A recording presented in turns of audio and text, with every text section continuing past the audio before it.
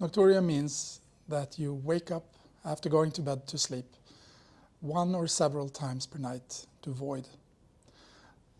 The sensation of voiding can come urgently if it's part of overactive bladder syndrome, and it can also be a part of a normal physiological process where the bladder muscle loses part of its elasticity and the bladder volume decreases with age.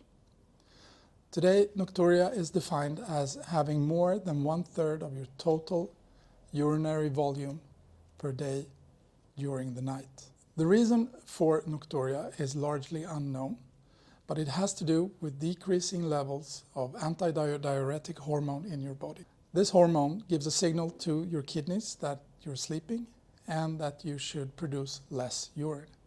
If the kidneys doesn't get this signal, they will continue producing urine all through the night.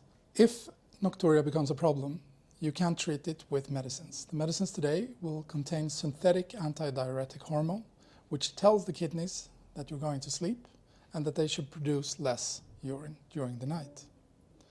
You're supposed to take the tablet approximately 1 hour before going to sleep, and you're not allowed to drink the hour before and after taking the tablet.